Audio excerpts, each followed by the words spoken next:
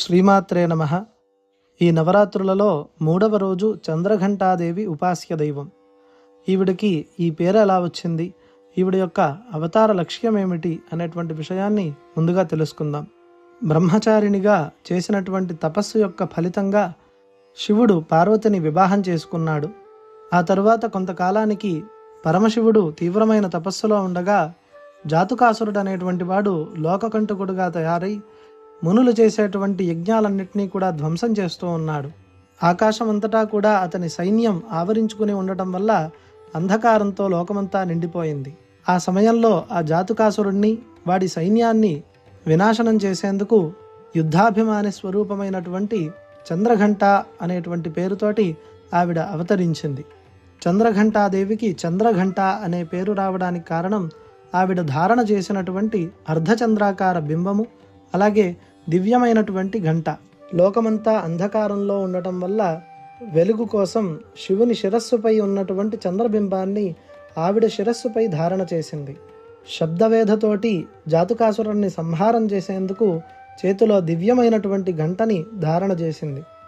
ఆ విశేషణాల చేత ఆవిడికి చంద్రఘంట అనే పేరు వచ్చింది.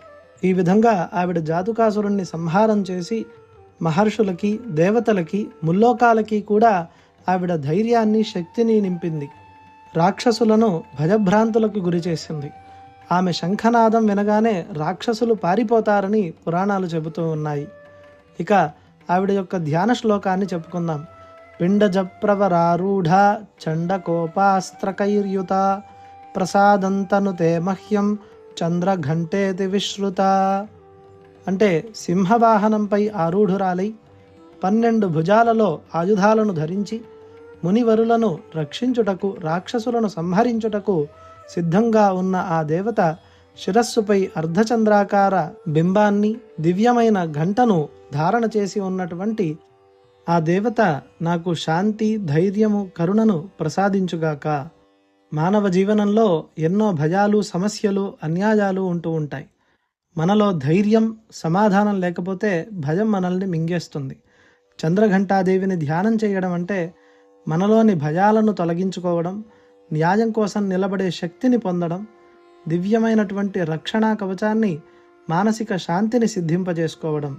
ఉదాహరణకి ఒక చిన్నపిల్లవాడు చీకటిలో భయపడతాడు. తల్లి పక్కన ఉన్నట్లయితే చాలా ధైర్యంగా ఉంటాడు. అదేవిధంగా చంద్రఘంటాదేవి భక్తుల పక్కన ఉన్నట్లయితే సంసారం అనేటువంటి చీకటి, అజ్ఞానం, భయం అన్నీ తొలగిపోతాయి. చంద్రఘంటాదేవి ఉగ్రరూపంతో దుష్టశక్తులను నివారణ చేస్తూనే భక్తులకు కరుణాస్వరూపిణిగా ఆవిడ కనిపిస్తూ ఉంటుంది. ఆమెను ఆరాధిస్తే మనకు ధైర్యం, ఆరోగ్యం, విజయం, భయరహితమైనటువంటి జీవనం అన్నీ కూడా లభిస్తాయి. ఇక ఆవిడ యొక్క స్వరూపం ఎలా ఉంటుంది అనంటే ఆమె శరీరం బంగారు వర్ణంలో కాంతివంతంగా ఉంటుంది. నుదుటిపై అర్ధచంద్రాకార బింబము ధారణ చేసి ఉంటుంది. 12 చేతులలో ఆమె త్రిశూలం, ఖడ్గం, గద, చక్రం, ధనుర్బాణాలు వంటి అనేక ఆయుధాలను ధరించి ఉంటుంది. జపమాల, కమండలం, అభయముద్ర, వరముద్ర కూడా ఆమె చేతుల్లో మనకు కనిపిస్తాయి. ఆమె వాహనం సింహం. ఇది ధైర్యం, అధికారం, శౌర్యానికి ప్రతీక. చంద్రఘంటాదేవిని ఆరాధించడం వలన భక్తులు ఆధ్యాత్మిక మరియు భౌతిక శత్రువుల నుండి రక్షణను పొందుతారు.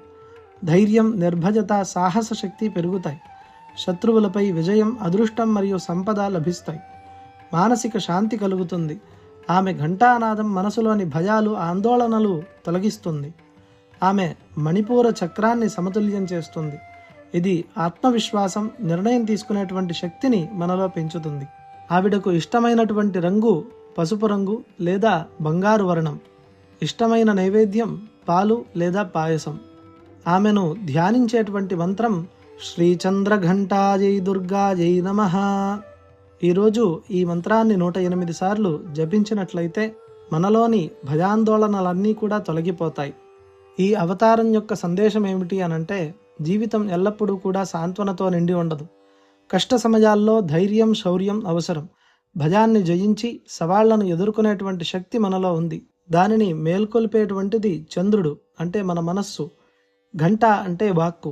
ఈ రెండూ కూడా ఎటువంటి కష్ట సమయంలోనైనా మనస్సు, వాక్కు రెండిటినీ కూడా నియంత్రించుకున్నట్లయితే మనం అన్నిటినీ కూడా జయించవచ్చు అనేటువంటి తాత్వికమైన బోధని మనకి ఈవిడ అవతారం చేస్తోంది.